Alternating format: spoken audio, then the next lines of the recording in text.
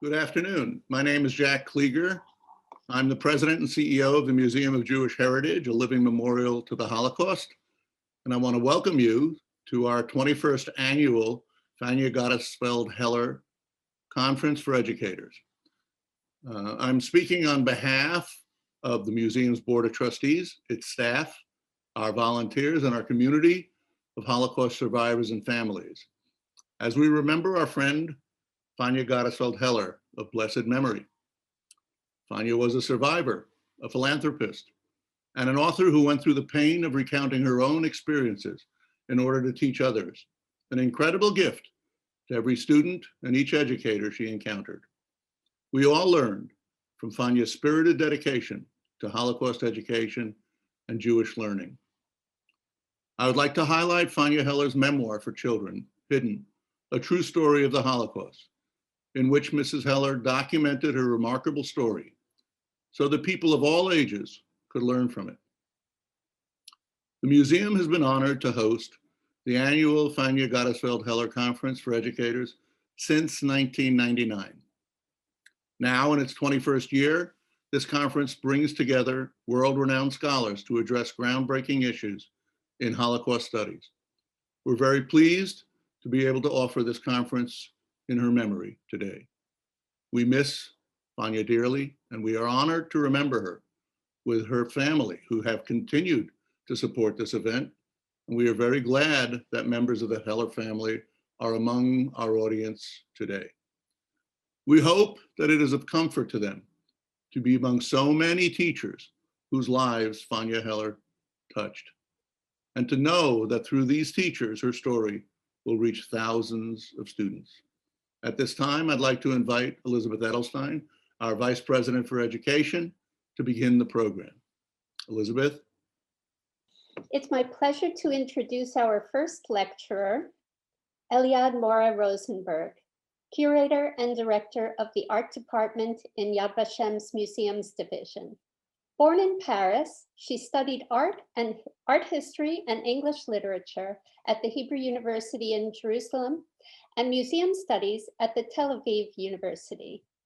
Before joining Yad Vashem's Museums Division in 2003, she was a researcher and lecturer at the Hebrew University Center for Jewish Art. Her exhibitions in Yad Vashem are numerous, and in 2016, she curated the exhibition Art from the Holocaust, 100 Works from the Yad Vashem collection at the Deutsches Historisches Museum in Berlin, which was accompanied by a catalog she co-edited. In 2019, she curated New on Display in the Yad Vashem Art Museum, exhibiting artworks created during the time of the Holocaust that had never been shown before to the public. Please help me welcome Eliad Moreh Rosenberg to speak to us today about art from the Holocaust. Thank you, Liz. It's a pleasure to be with you today. And well, I find it quite fantastic that I'm talking to an American audience from my house in Jerusalem. So I will start immediately sharing my screen and my presentation. And here we are. Oh, sorry. So you can have a survey of all. Okay. No. Okay. So most people coming to Yad Vashem don't know there is an art museum. And actually, if you go to your visit at Yad Vashem, in general, you'll go to the History Museum. And then when you exit, you can find the Art Museum. And our museum is dedicated to art that was created during the Holocaust. And before, starting this lecture, I just want to give you an overview of our collection. When we talk about a Holocaust art collection, we have in our collection almost 13,000 artworks. And it means that we have paintings, we have drawings, we have prints, and we have sculptures. And and we focus on, we have 3 periods mainly represented in our collection. We have the first part, we call it pre-Holocaust art, meaning this is art that was created by artists who were murdered during the Holocaust. And of course, we consider it is our duty to honor their memory and show their works. The second part, which is the biggest part of our collection, and it's also what makes our specificity, it's art that was created during the time of the Holocaust, between 1933, the rise of Nazis to power, so immediately as the artists were persecuted, until 1948, the end of the DP camps, the displacement camps throughout Europe. So when survivors went back to life. So this is the chronological frame, I would say, for this period. And this is what is represented in our museum.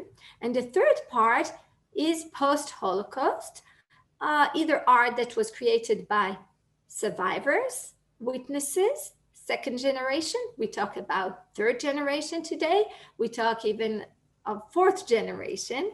And we have also all kinds of other people that do not have necessarily a biographical relation to the Holocaust, but nevertheless feel the need to express themselves on this subject. So my lecture today will deal with our main part, meaning art created during the time of the Holocaust. And the question that will guide us today will be, what kind of art do people, men, women, and children confront? What kind of art do these people create when they are sentenced to death? Because this is what is so remarkable about the art that you will see today. It's that it's art on the edge of the abyss. And knowing that their fate is completely doomed, they nevertheless create art. So we will try to answer basic questions concerning this art. And I hope that through the survey of these works that I will show you today, you will have an overview of what is art that was created during the Holocaust, what we mean by Holocaust art. We'll start with this painting by Felix Nussbaum. And now I'll just have this remark that all the works in my presentation are from our collection, unless it is specified. So it will be, if it's from another collection, it will always be, of course, written. So this work is from our collection, and it's in the shown on our permanent display. This work by Felix Nussbaum is called The Refugee, and it was done in 1939 in Brussels. The artist Felix Nussbaum had moved from Germany to Brussels. And here, look what does he describe. You will see we have a table. On this table, we have a disproportionate globe.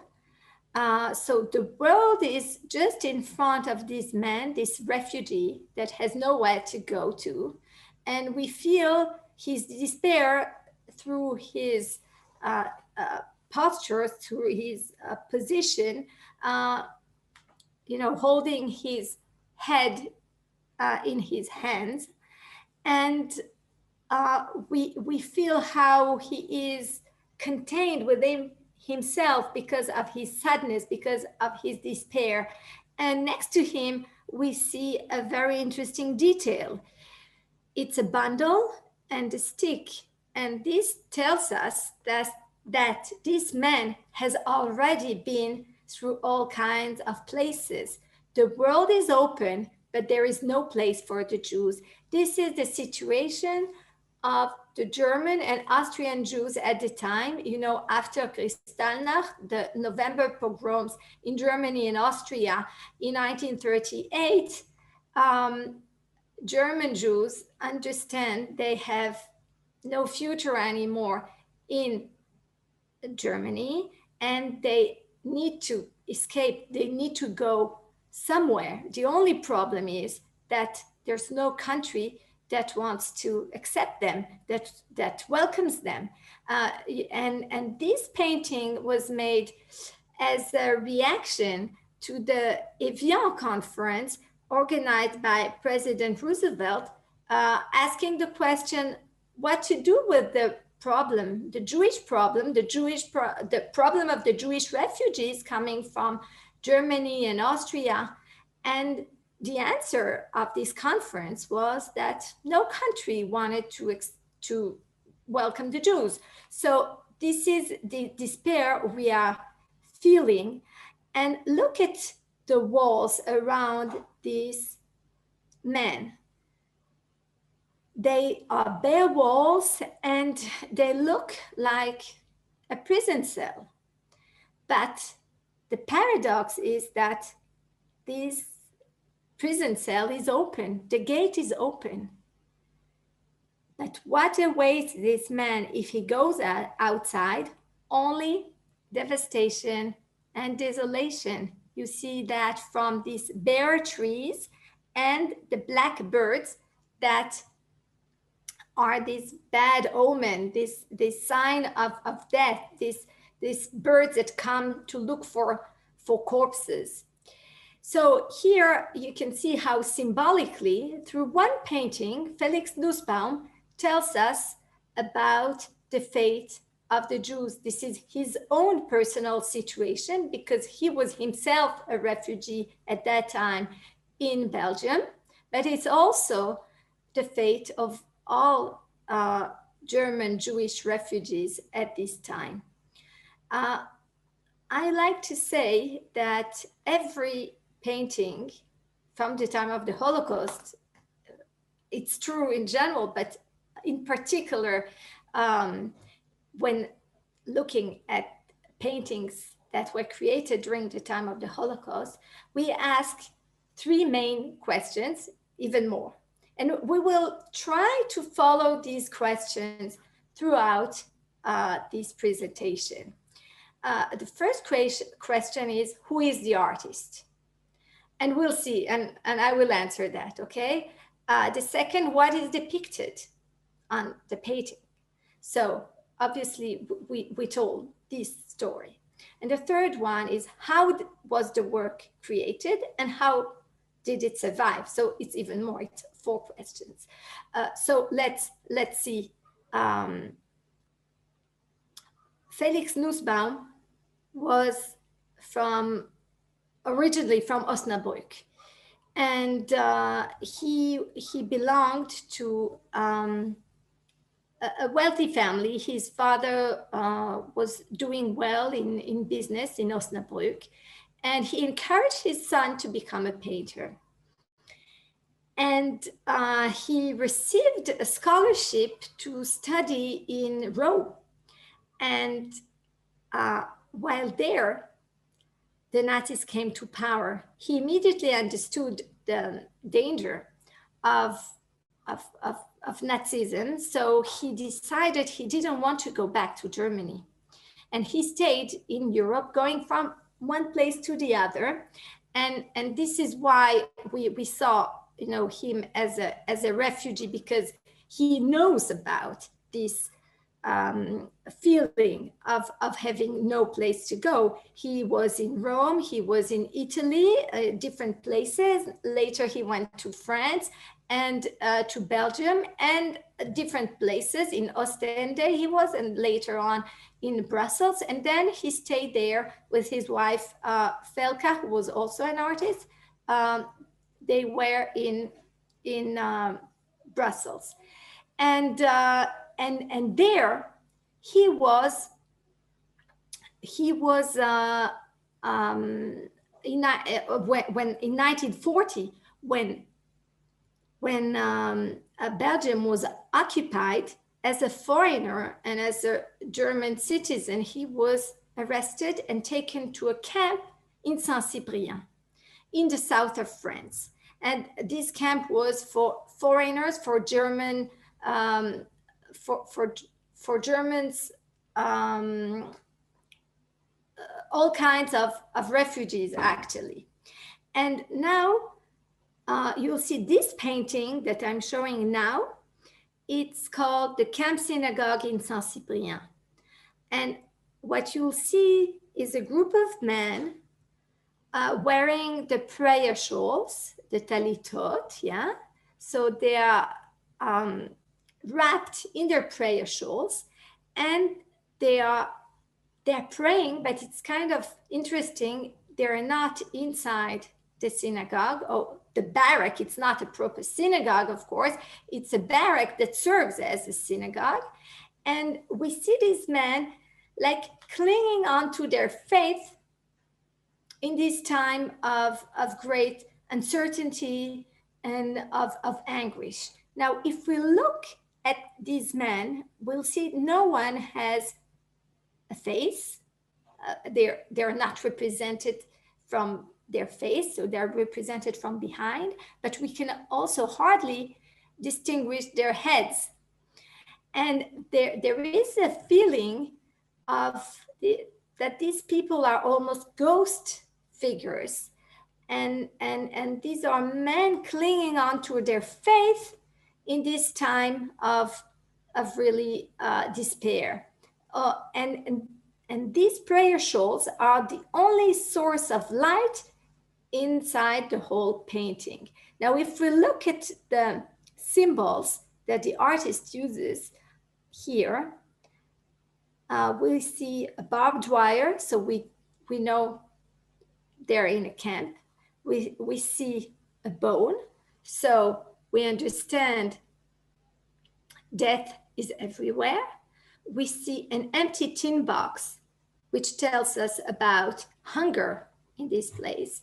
And this shoe that tells about the general state of desolation. Now, if we look in the sky, we see birds, blackbirds again. This is a recurrent motif in Nussbaum's painting. And it tells us about the presence, the constant presence of death. I mentioned the whole story of Felix Nussbaum because I told you we have to tell the story of the painter. We have to tell the story of the painting. So this is what we just told now. And we have to tell the story of how was the work created and how did it survive. So how was it created? It was created after Felix Nussbaum escaped from this camp in Saint-Cyprien. He managed to go back to Brussels to his wife, and he went into hiding. This is the first painting on which he worked upon his return from captivity. And you'll see it's interesting that we have this Jewish subject when, in general, the artist did not address this Jewish identity so much. The only time he did so was in a very early painting from 1926. So you see, it's 15 years earlier. And there he represented himself inside of the synagogue, of his hometown synagogue in Osnabrück, wearing a prayer shawl and facing us. He was not a practicing Jew. Occasionally he would go to the synagogue. But it's very interesting that he that used a very universal approach later on. After his time spent in captivity, he returned to the Jewish identity, and all of a sudden it receives great emphasis. And here I brought two paintings that are not in our collection, but they are in the Felix Nussbaum house, which is the biggest museum dedicated to Felix Nussbaum. It's in his hometown in Osnabrück. You can see here how you can see the comparison between an early painting when he paints a bit, in Van Gogh style. So he looks very bourgeois, and you can understand that he comes from a very good family. And on the other side, what happens to him after he becomes a persecuted Jew. And as if we go back to his personal story, as I told you, he went into hiding. In hiding, he continued to paint, and he painted about his fate being a persecuted Jew, and he gave voice to this feeling like no other painter did. And there in hiding, he paints this self-portrait where he looks at us as if he has literally reached a dead end. You see here how he, from the composition he chooses, he's in this corner, like maybe depicting the moment when he is arrested and showing his identity card, which shows only that he's a Jew without passport, without any nationality anymore. And the fact that he takes his collar just, to protect himself, only shows his yellow star. Now, Nussbaum did not go with a yellow star. We know that. But he chose to portray himself in this way because he wanted to emphasize his situation of being a persecuted Jew. Now, in the sky, you can see again the blackbirds, and you can see again a bare tree, a cut of tree, a dead tree, and near it one branch that is blossoming. So we have on the one hand death and the anguish of being arrested, and still some kind of hope that he and his wife will manage to survive in hiding. Now, here I want to show you the last painting by Felix Nussbaum done in 1944. And there he has no hope anymore. He imagines the end of Western civilization, and as he feels it, and you can see that all of the signs of culture, science, you see here music notes, you can see it, typewriter, you can see geometry, you can see a phone, you can see broken sculptures, time, so the clock, you can see all kinds of books for astronomy and tools and everything, even a car that is broken. And on the top of these ruins of what was the pride of Western civilization, you have skeletons playing music and dancing. And of course, it has to do with the tradition of the danse macabre that you can find in Flemish art and in Northern art in general, from 15th century on. But he takes this theme of the presence of death he takes it to his time and what it means for him as a man who has been deceived by all of what he believed in, and there is only maybe one source of hope there in this painting. And this is probably Felix Nussbaum himself, because at other times he portrayed himself playing here in the same position. One source of hope is here. If you follow the arrow, you have a file with drawings. And his hope is that if he will not survive, at least his works will. And why is that so? Because he has taken the care to give his works to friends around him, mostly two persons that he that he trusted, and he told them to save the works for him. And he also took some photographs of his works. So you can see how much it was important for him that his works will survive in case he doesn't. And so Felix Nussbaum and his wife, Felka, were arrested, probably upon denunciation, and they were taken on the last transport from Belgium to Auschwitz, and both of them were murdered there.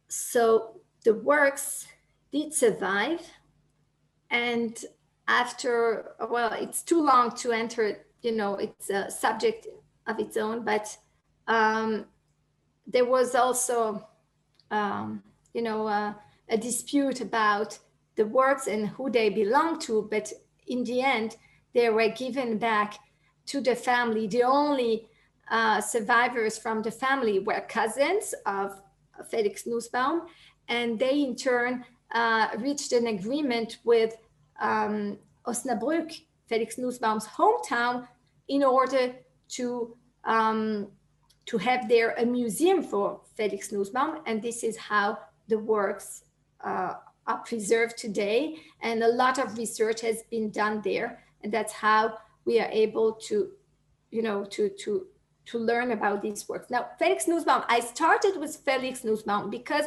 he's one of the most important artists that created during the time of the Holocaust and that faced the subject so directly. So it was important for me to start with him.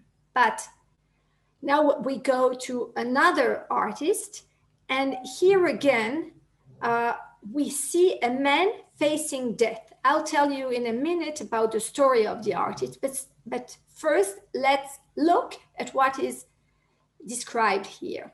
What we have is a Christmas in Theresienstadt in Czechoslovakia at the time, had characteristics of a camp and of a ghetto. Historians disagree whether, on the way to call it. We call it Theresienstadt ghetto, but it has some aspects of a camp, of a concentration camp as well. So Christmas in Theresienstadt, and the artist is Pavel Fantl. And you see what happens to a man that arrives on Christmas Eve, almost like we are now, Christmas Eve, in 1941.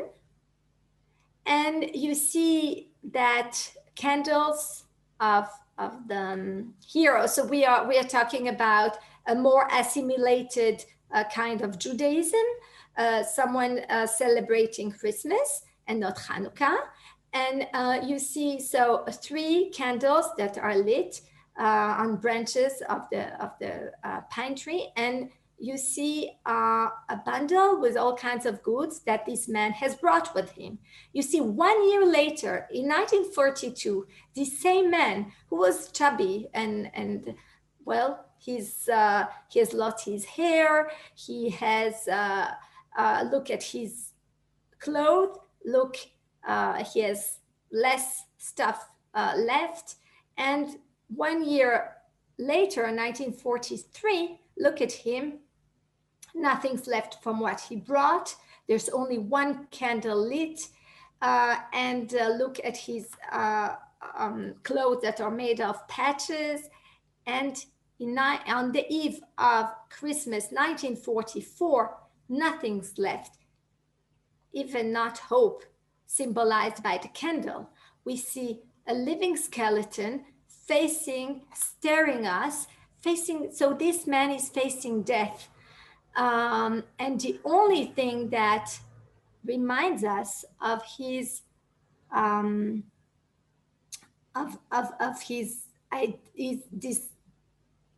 this yellow star that tells us about why is this man condemned by others to death. And look also, even the bed, nothing's left from even what he brought with him, from blankets and so on.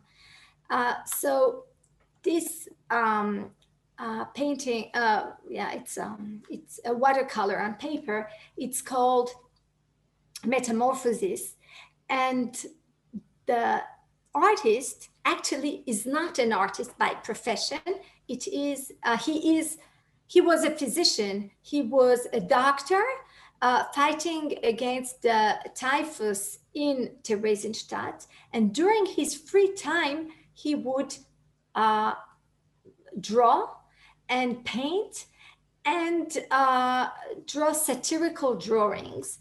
So you have here another example of an artist who actually was not an artist by profession, but he chose art as a tool, as a means of expression in order to convey a message.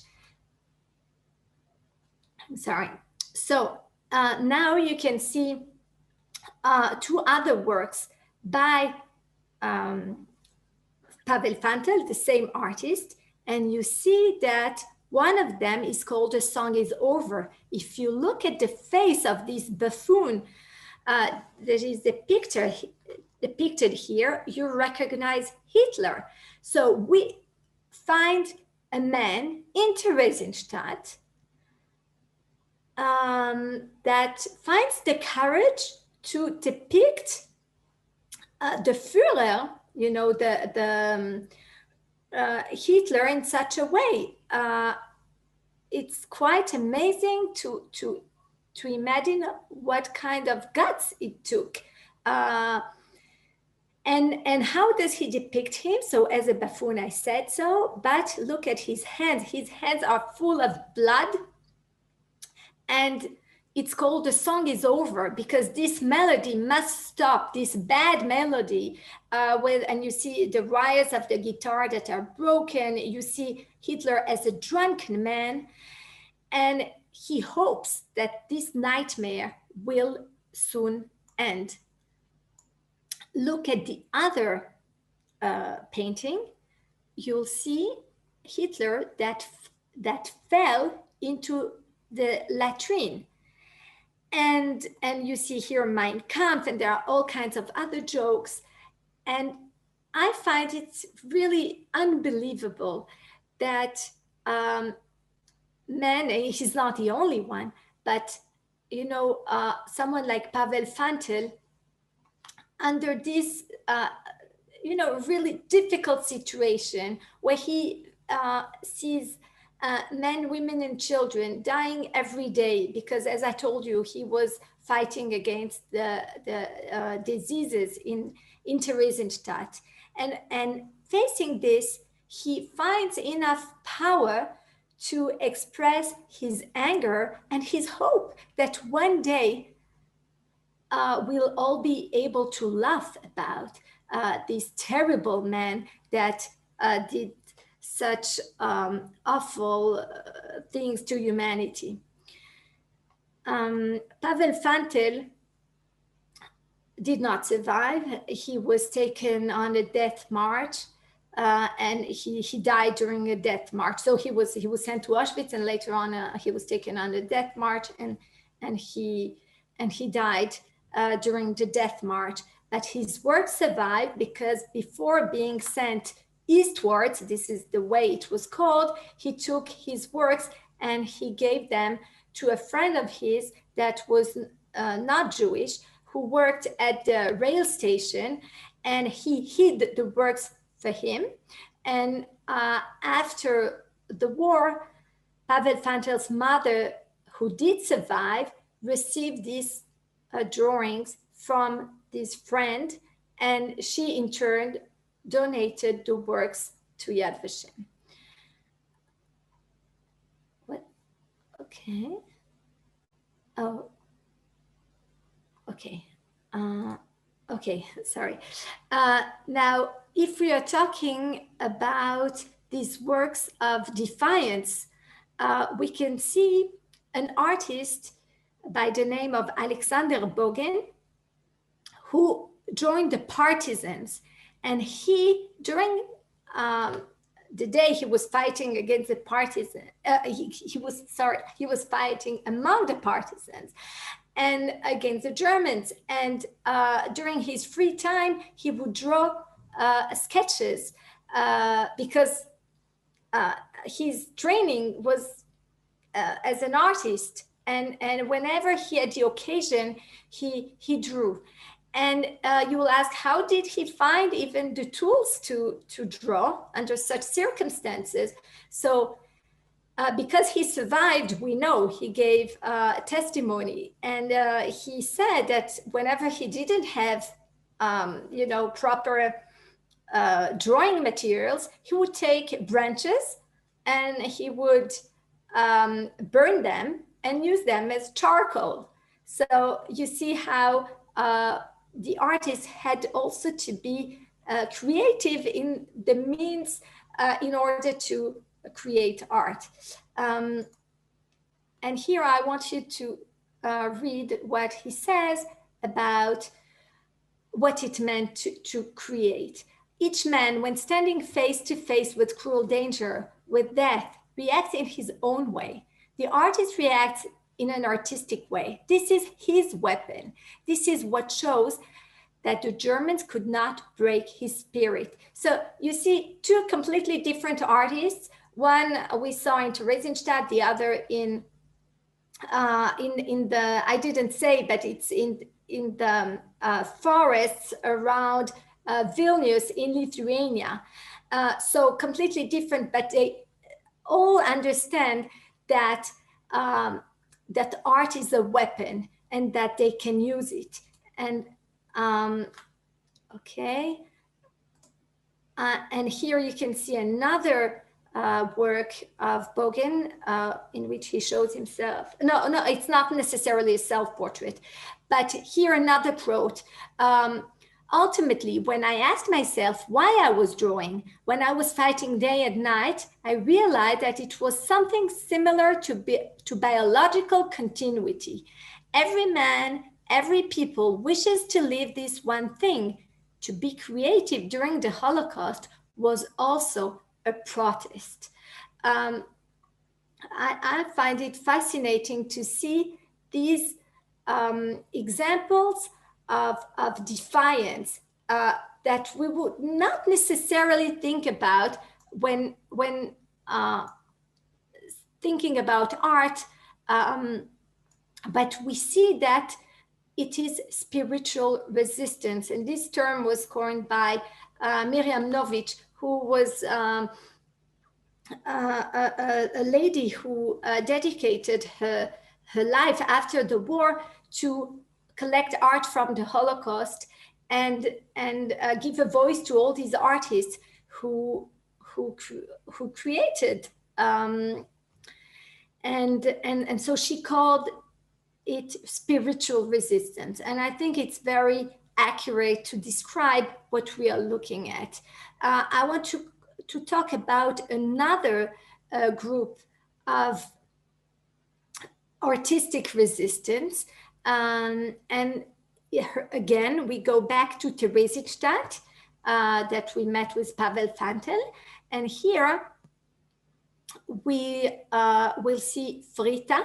You see here, it's a self-portrait of himself as a forced slave, going to the forced labor. He was working in the technical department. He was the head of the technical department. And what was this technical department, for those of you who are not familiar with the life of the artist in Theresienstadt? It was a place where there was a group of Jewish artists producing all kinds of materials for the Nazis. For instance, statistics, posters, all kinds of materials that they could use for their propaganda, because Theresienstadt was used as a model ghetto, like it was like the so-called town that was given by the Führer to the Jews, okay? And so they during the day, a group of artists were creating these materials, propaganda materials. So I brought an example just here, so you can see the difference between these two types of art that is forced, that is that Frita is obliged to produce within the frame of the technical department. And you can see, so building barracks, so they show how everything is functioning perfectly well. You can see about how the composition is very organized, and they work in rhythm. Everyone is doing something else. It's very efficient. And so this is on one side.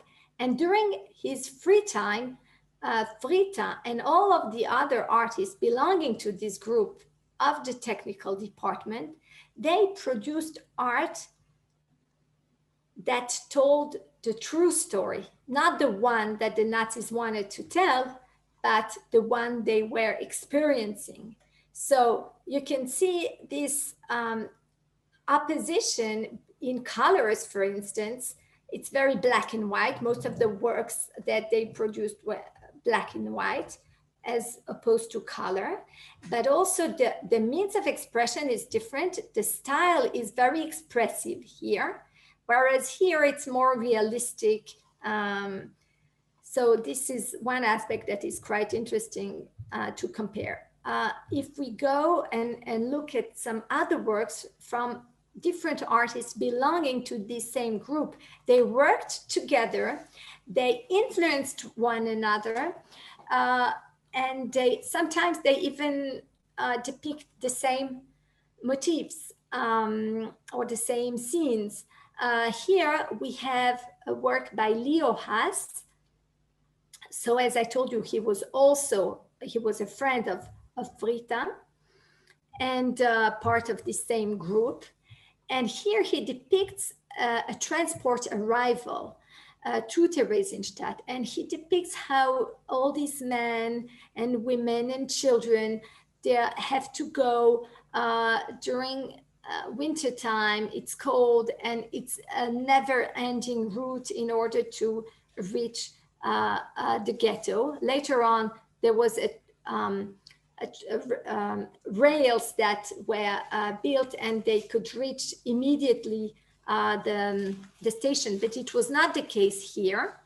And so you see this serpentine line that gives us this impression of a never-ending transport, a group of people. And look at black birds in the sky. So like Felix Nussbaum, he uses the same motif of death, that you have this threat on this group of people arriving. And you have also here bare trees that tell us of the despair, of the desolation of the place. And we have another very interesting detail in this painting. We have the V. And this is a sign that this group of artists used, both Frita and Haas, they used the V that they put on their works. It's V for victory. So they are aware of what they are doing, and they know that what they do is completely forbidden, and they know that if they will get caught, they will they are ready to pay the price. And the story is that they were caught. Some of their works were discovered, and all of the artists belonging to this group were arrested. They were tortured. They were interrogated by Adolf Eichmann, and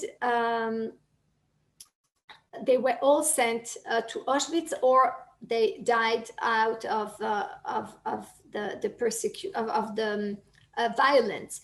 And Leo Haas is the only one from the group that did survive. And later on, he adopted Frita's son, who survived, who remained an orphan. I will go a bit fast because I have a lot to tell you and show you. So this is Otto Ungar, who belonged to the same group, and he died immediately after liberation. Because he was so exhausted physically, during the interrogation that I told you, when these artists were arrested and tortured, Ungar's hand was broken because they were accused of producing propaganda, terrible propaganda. Oh, here you can see another work, and it's by Felix Bloch, and it's called Under the Wheels, and you see these miserable men and women waiting for a car to take them, and it's not a car, of course. It's the only vehicle that was allowed in the place was a carriage used for a funeral. I want now to talk about Ester Luria. Ester Luria was an artist originally from Latvia, and she made Aliyah. She emigrated to Israel. She even was successful in Israel as an artist, but she decided she wanted to learn more, and she went to pursue her studies in stage design. So she went to study in Brussels, in Belgium.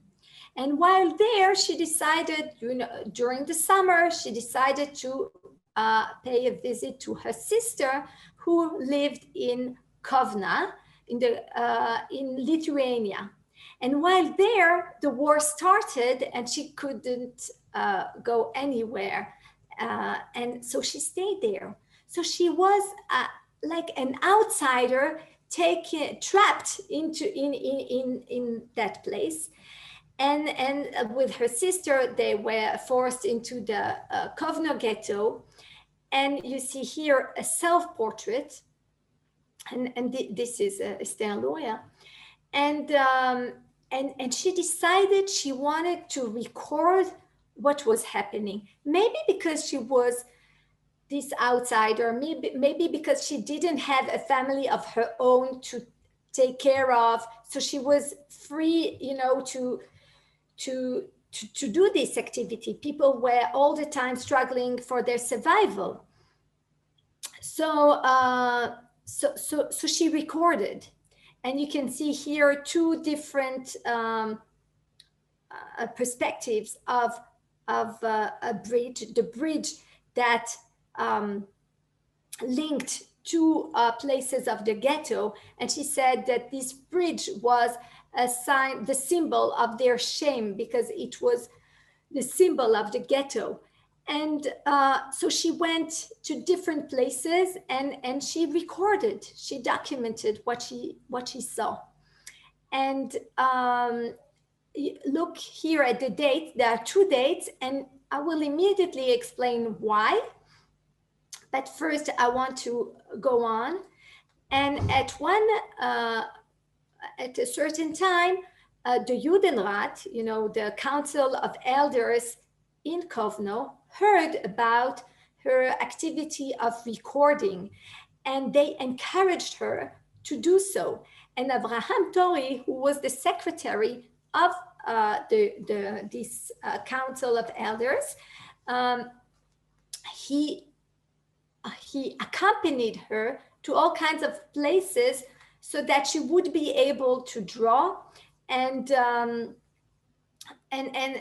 so he did everything to facilitate this documentation. He himself was also having a chronicle of the ghetto. So you see two processes taking place in parallel. One that is documenting through writing, and the other through art, and they complete each other. And before the ghetto was liquidated, Ester Luria wanted to find a proper place for her works. She had about 200 works, and she said, because she survived, she said that the idea of where to hide her works did not give her rest. And she thought of having them buried in jars. She asked some friends of hers that were working in the pottery workshop to prepare a jar or jars for her. And she took all of her drawings and she buried them in next to her sister's small garden. And she also gave some works to Avraham Tori, and he hid these works together with his own documents in another place. After the war, she did not find the works. And the only works that survived were those left with Avraham Tori. And he also had some photographs. So she recreated some of the works according to her memory or to her documentation or to the photographs. And this explains why you saw here 2 dates.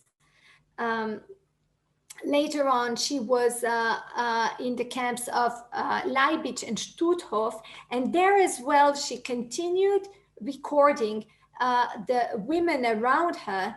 And even if she didn't have access to materials, once she received some help from a doctor, a Jewish doctor, who saved for her wrapping of the cotton balls, so she used it as a paper. At another time, so you understand, every time she had the occasion, she would draw if she found the materials.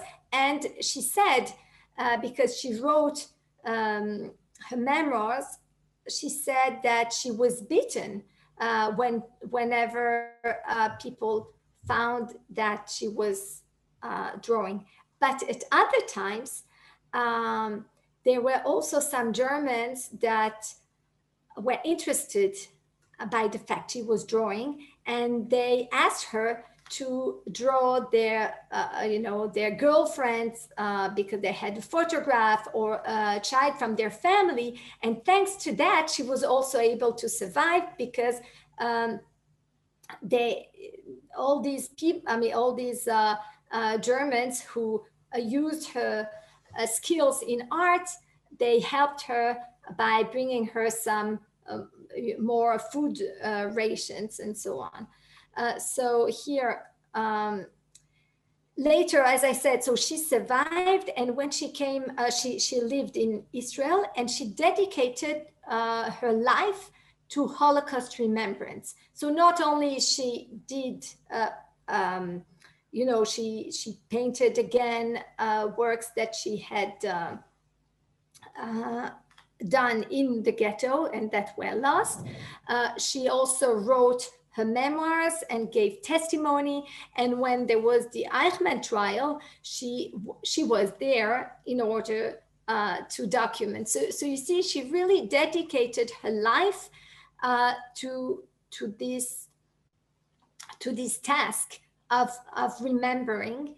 And she said that in her testimony, she said that she doesn't understand why from all the people, from all the artists that were active in Kovno, she was the only one that did survive. And she said, from all the people, the outsider, I was the one that survived. But because she survived, she felt it was her duty to dedicate her life to remembering. And this is what she did. I'm sorry.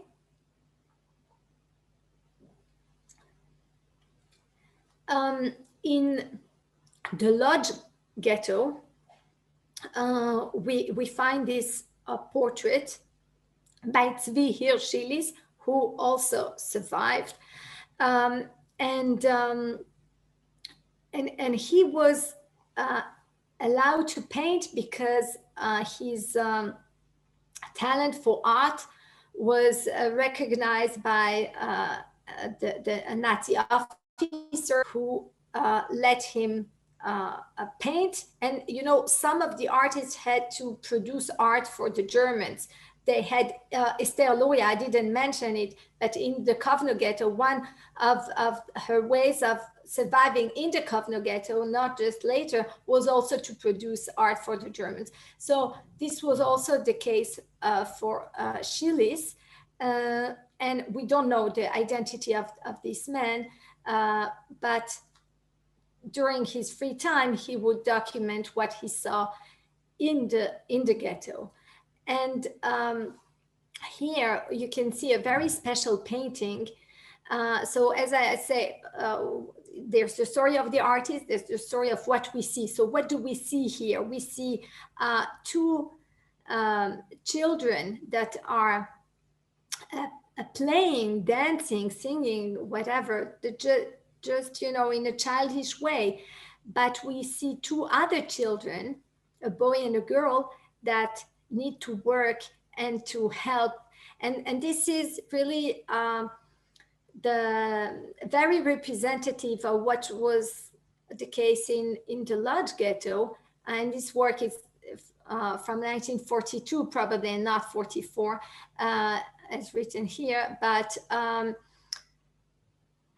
it's very representative because in the Lodz ghetto, they thought that through work, they will be able to survive. And so every child, before they were later taken, taken in an accident and sent to their death, they had to justify their presence by working. But the reason I brought this specific work today is because of the special technique that Schilis used here. He didn't have access to proper materials. So he invented his own technique. He used pigments and anilines and some industrial paint, and he created a completely new technique. And this explains this very special bluish hue and also the very grainy aspect of this painting. And for a canvas, he used a potato sack. So again, we see how artists showed inventiveness even under such circumstances. And it is quite amazing to think about it, that they found creativity even in order to produce these materials. Another artist by the name of Sarah Glicksman-Fajtelovich was active in the Lodz ghetto.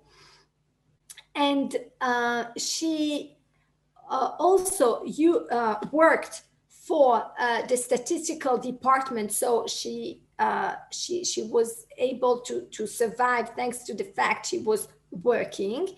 And she had, but she said that in order to paint, she had to exchange food for painting materials.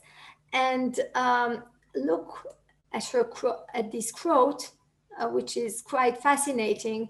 I sought out a place in the ghetto where I could paint secretly and without fear of being discovered.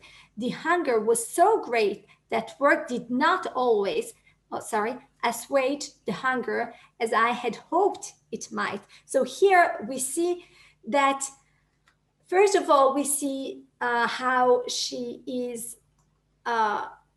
hungry all the time, and that art can be a source of escape or of transcendence. It enables the artist to think about something else because they have a goal and they have a mission to accomplish. And also it tells us about really the great difficulty. And if you bear in mind the fact she did survive, so we know, and she left a testimony. So it gives you the feeling of what it meant for her under such circumstances to exchange food for painting materials. Another a female artist by the name of Charlotte Boroshova, who was active in the Lodz, in Theresienstadt as well. So, and she documented the situation inside of the ghetto. You can see the promiscuity, you can see the lack of privacy, you can see how difficult it was for these very elderly people to live under such conditions.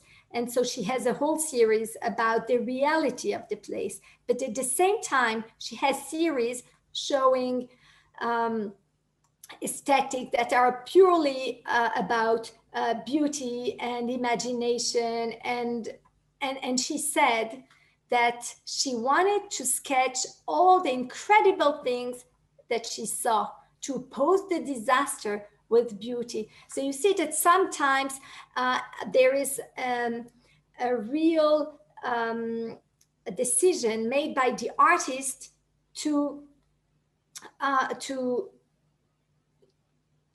forget about the reality and to choose to display something else in order to find hope and spiritual strength to remember how the world could be. Now, if we stay in the world of Theresienstadt, and I want to talk to you about Max Placzek, but because we mentioned Charlotte Boroshova, you can see here a portrait by Placzek portraying Charlotte Boroshova. Now, another person you know already now is the portrait of Dr. Pavel Fantl. That now you see the face of this artist that we saw at the very beginning, this artist who was a physician and had the courage to show the fall of Hitler in 1943 when he himself was persecuted in Theresienstadt. So now a few words about Max Platschek, who created a whole series of portraits in Theresienstadt. Now, we are not talking about one or two. We are talking about 500, more than 500, 550 works, portraits are in our collection, all done by Max Platschek. And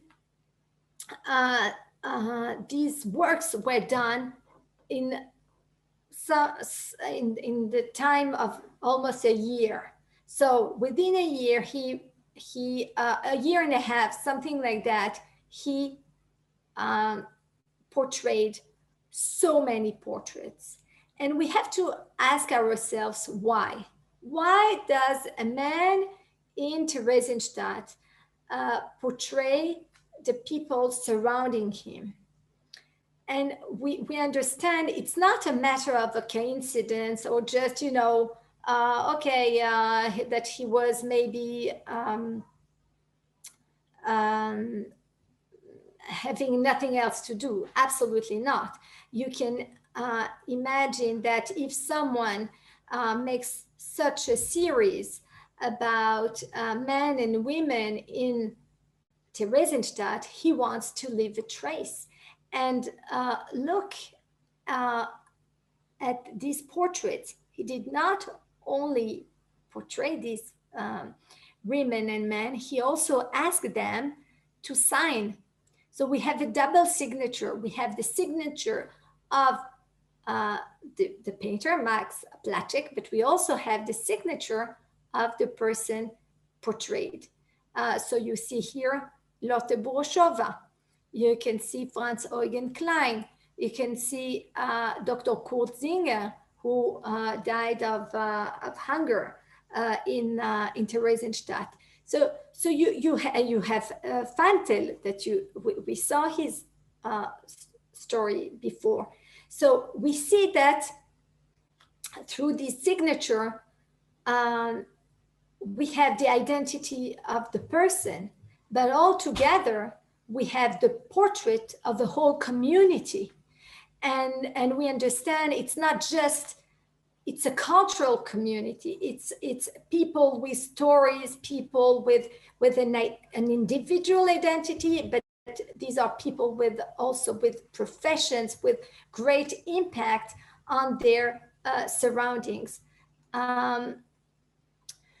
So here, yeah. Eliad, I want to just mention that we have about 5 minutes before question and answer. Okay, thank you for telling me. Okay.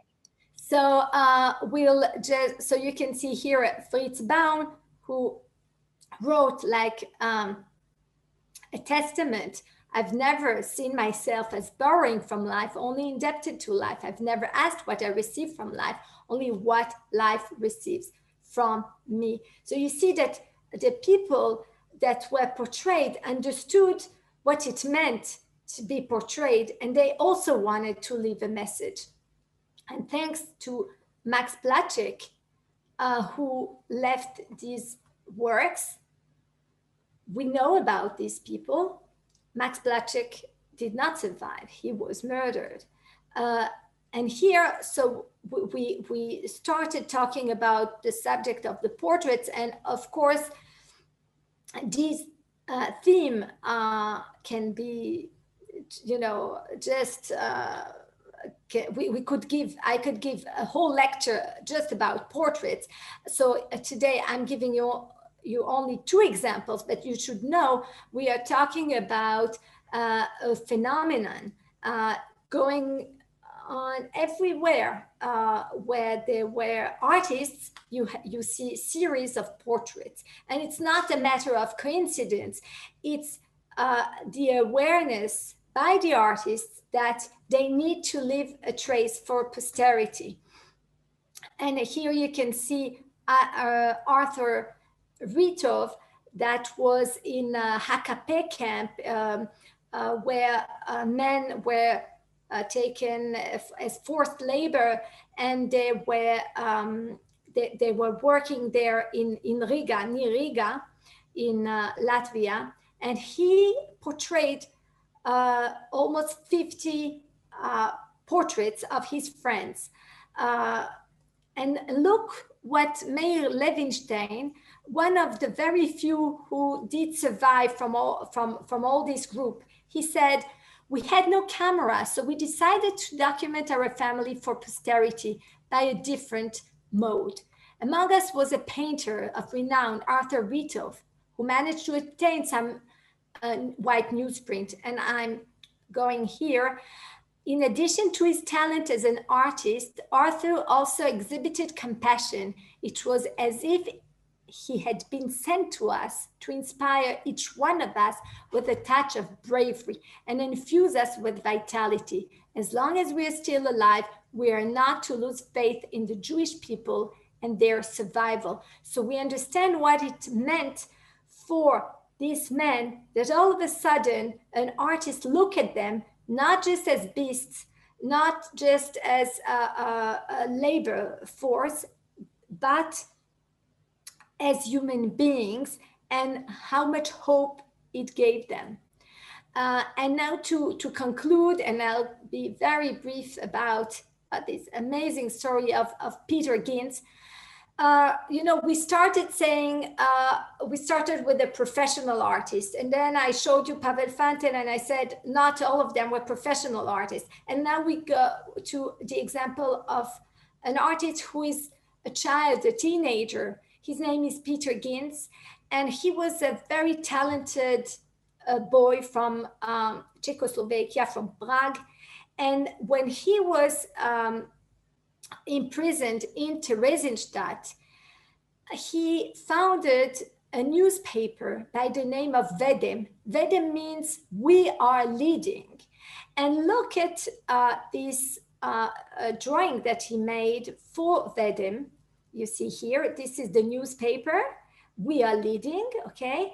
And look, so he understands that the newspaper and art and creativity, they can become weapons. Exactly like Bogen said, that art is a weapon, and you see how this is a weapon. And what are the munitions? The ammunitions are satire and joke and laughter.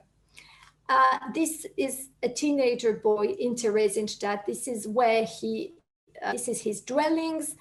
So you see the misery of the place and the conditions. And under such conditions, he still maintains his imagination alive and his creativity. And he imagines stories, because he wrote also stories, and he also depicted them in drawings. And so he imagines spaceship. He was he had this passion for space, and he imagines a moon landscape and the Earth seen from the moon.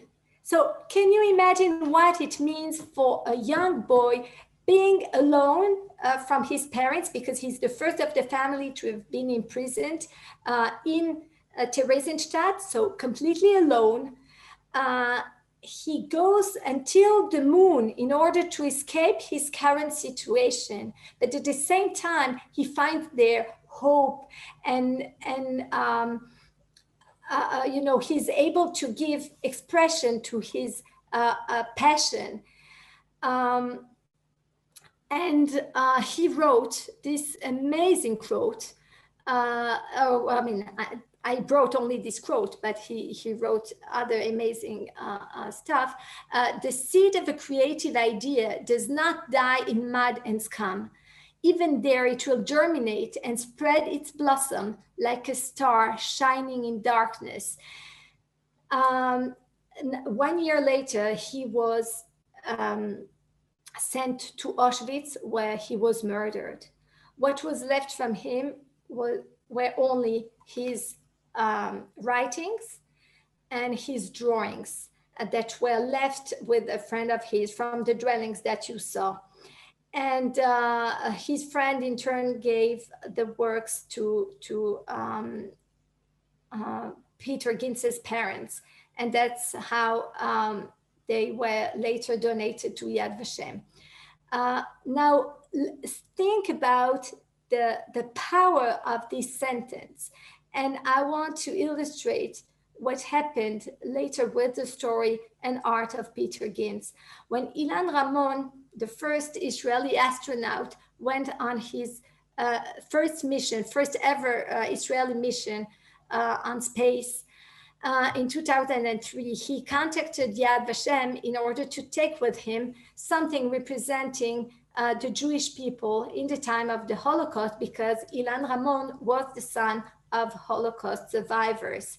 And the Yad Vashem staff gave him a copy of the moon landscape that you just saw. You know that the space shuttle Columbia exploded on February the 1st, 2003. Well, it so happens this is the exact birthday of Peter Ginz. So Peter Ginz and Ilan Ramon were connected already. But a few years ago, almost 2 years or 3 years ago, we were contacted by Ilan Ramon's widow, Rona Ramon, who told us that the friend of Ilan, the American astronaut Drew Feustel, was going on a mission, and he wanted to honor the memory of Peter Ginz and Ilan Ramon. And he asked us to prepare a copy of the moon landscape. And this is what I'll show you now. And with this, we'll conclude. Hello, I'm NASA astronaut Drew Feustel, flying 250 miles above the Earth aboard the International Space Station. I'd like to join the millions of people in Israel and around the world today who are marking Holocaust Remembrance Day, commemorating those who tragically lost their lives during that dark period in our history. Nearly 75 years later, we must ensure that the history of the Holocaust is never forgotten. Yad Vashem, the World Holocaust Remembrance Center, is at the center of these efforts, maintaining the world's largest archive of Holocaust-era documentation, photographs, and artifacts. Their commitment to Holocaust education and documentation will guarantee that we never forget those who are lost. I'm privileged to have been given the opportunity to take with me into space a copy of one of these artifacts. Petr Ginz, a Czech boy from Prague, was an accomplished author and artist. Yad Vashem has provided me with a copy of Petr's moon landscape, a drawing depicting with great accuracy how the Earth would look from the surface of the moon. A similar illustration was taken into space just 15 years ago by my fellow astronaut, the late Ilan Ramon, a child of Holocaust survivors. Petr's younger sister, Shava Pressburger, survived the Holocaust and is living in Israel today. I want her to know that the memory of her beloved brother will live on in the hearts and minds of people around the world forever. May the memories of Petr Ginz, astronaut Ilan Ramon, and the 6 million victims of the Holocaust always remain in our thoughts.